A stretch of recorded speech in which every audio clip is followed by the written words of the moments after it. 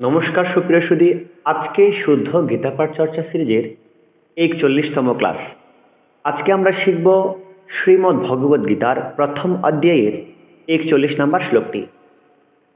তার পূর্বে আপনারা যদি উক্ত শ্লোকটি ফেসবুক থেকে দেখে থাকেন তবে অবশ্যই পেজটি ফলো করবেন, যদি ইউটিউব থেকে দেখে থাকেন তবে অবশ্যই চ্যানেলটি সাবস্ক্রাইব করবেন এবং আপনাদের গুরুত্বপূর্ণ মন্তব্য কমেন্টে লিখে যাবেন। তবে চলুন উক্ত শ্লোকটি অক্ষর বিশ্লেষণের দ্বারা বিশুদ্ধ উচ্চারণ সম্পর্কে অবগত হই। আ ধর মা ভি ভ পাত কৃষ্ণ ৮। আমি খুবই সহজভাবে বলার চেষ্টা করছি, আশা করছি আপনারা খুবই ভালোভাবে আত্মস্থ করতে পারছেন। আ ধর মা ভি ভ বাত কৃষ্ণ। অধর মহাপ্রাণ, অধর মা ভি আবার মহাপ্রাণ, ভ মহাপ্রাণ, বাত কৃষ্ণ ৮।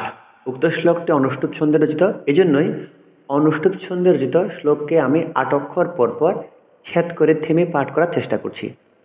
পরবর্তী অংশে যাচ্ছি। প্রদুষ্যন্তি কুলস্ত্রিয়ঃ। প্রদুষ্যন্তি কুলস্ত্রিয়ঃ।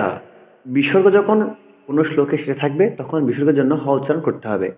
সংস্কৃত শ্লোক উচ্চারণে অনুসার বিসর্গ চন্দ্রবিন্দু লুপ্ত আকার উচ্চারণ করব, কিন্তু কখনো অক্ষর হিসেবে গণনা করব না। পরবর্তী অংশে আছি। স্ত্রীষু দুষ্টাসু বর্ষ্ণেয়।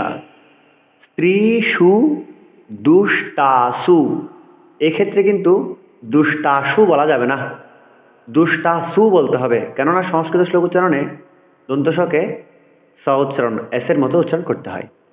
আবার বলছি, স্ত্রীষু দুষ্টাসু বর্ষ্ণেয় ৮। অন্তিম অংশে যাচ্ছি।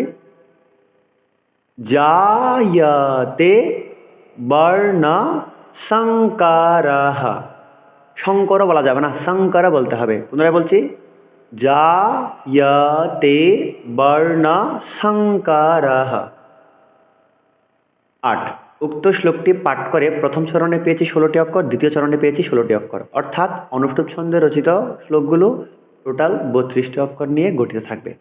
চলুন উক্ত শ্লোকটি শুদ্ধিয়ে পাঠ করার চেষ্টা করি। অধর্মাভিভবাৎ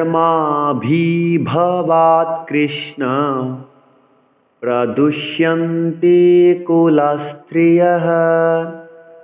স্ত্রীষু দুষ্টাসু বর্ষ্ণেয়। জায়তে বর্ণসংকরঃ। সুপ্রিয় সুধী, আমার এই আলোচনা আপনাদের কেমন লেগেছে, শিখতে পেরেছেন কিনা অবশ্যই জানাবেন। সকলকে অসংখ্য ধন্যবাদ। নমস্কার।